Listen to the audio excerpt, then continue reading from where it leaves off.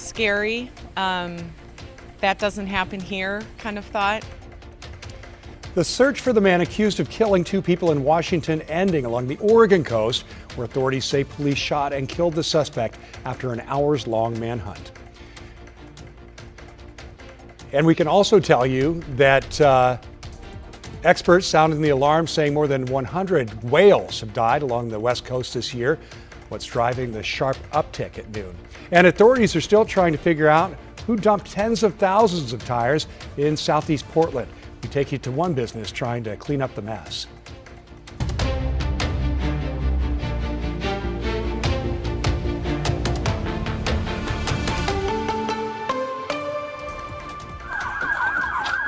Sheriff's Office, anybody inside, make yourself known. The search for the man accused of killing two people in Washington ending along the Oregon coast, where authorities say police shot and killed that suspect after an hours-long manhunt. Thanks for joining us here at noon. I'm Tim Gordon. We've had a crew in Seaside all morning long talking to neighbors and working to gather more details. Here's Corey Johnson. The suspect involved is now dead following that police shooting, and the officers involved have been placed on administrative leave, which is standard protocol. Many people in the area telling KGW this event very shocking to them, as it's a normally calm community. And right here you can see where that incident took place.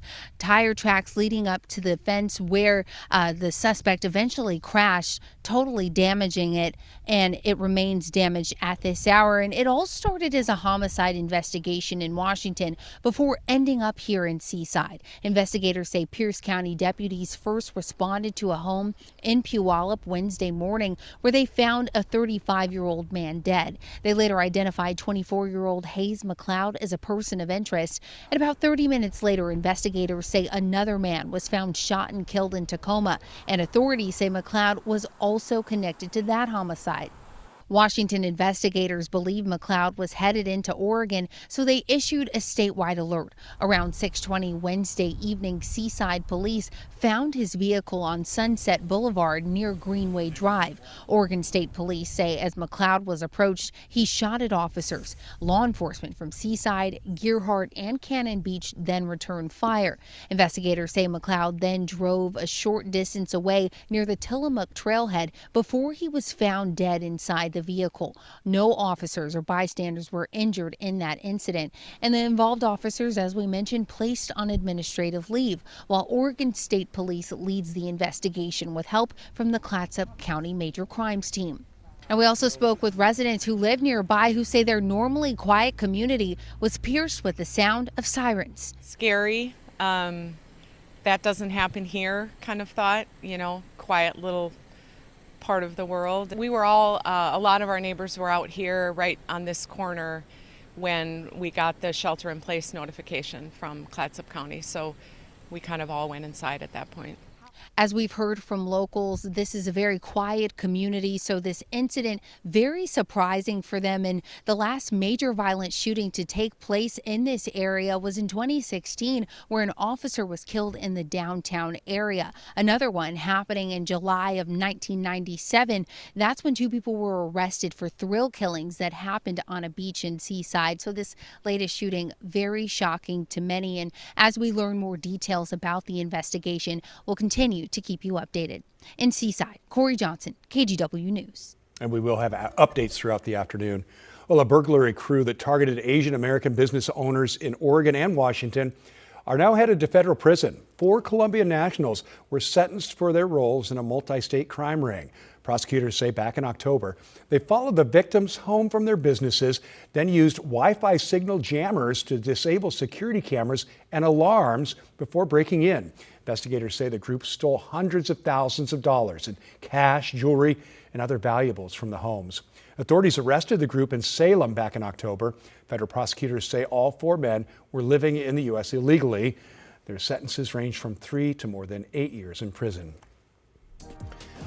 Well, researchers are sounding the alarm, saying gray whales are dying at a concerning rate along the West Coast. So far this year, 145 dead whales have been documented from Mexico to Canada.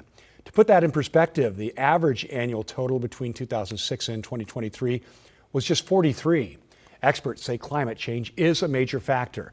Warming temperatures in the Arctic, where gray whales feed each summer, are reducing the prey they depend on to survive. The other major threat is ship strikes.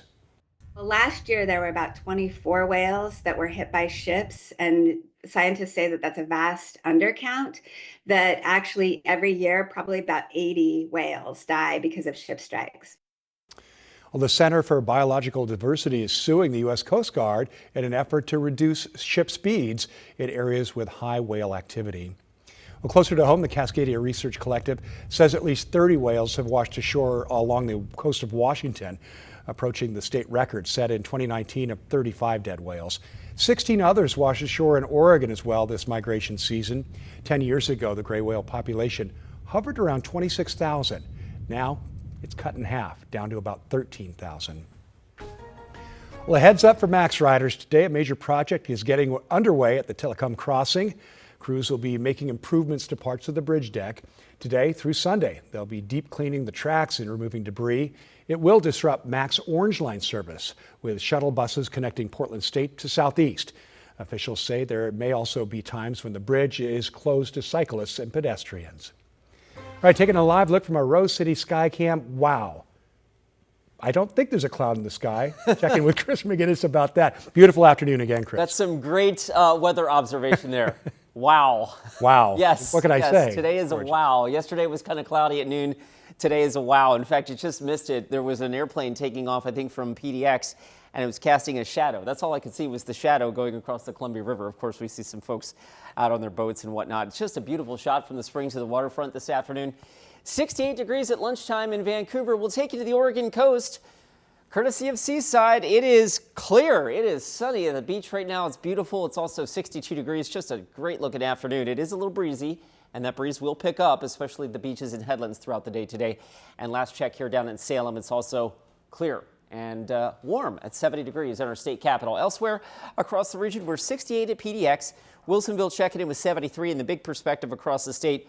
It's warmer, of course, on the east side. Pendleton and Burns already in the 80s on their way to highs up near 90 degrees this afternoon. So what you see out there right now is what you get for the rest of the day, as in hardly a cloud in the sky. I've got Portland topping out at about 83, so just a touch warmer than yesterday. All in all, pretty gorgeous by mid-evening. Sunset, of course, at 9 o'clock. Still temperatures in the upper 70s at 8 o'clock. So great looking day today. Maybe a few more clouds tomorrow. Saturday will be, I think, a fairly cloudy day. I'm going to show you that with Futurecast in just a minute. Tim? Okay, we'll see you then. Thanks, Chris. Well, to the Middle East, where the U.S. and Iran spent the night trading a new round of attacks. The U.S. military saying they have now hit around 90 targets.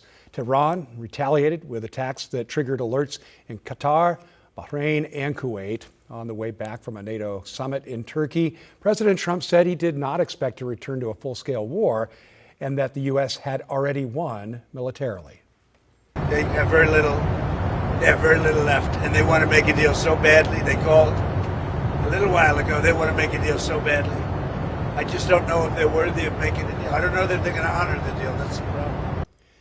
Both President Trump and Tehran have said the memorandum of understanding that was intended to lead to long-term peace talks is no longer in effect.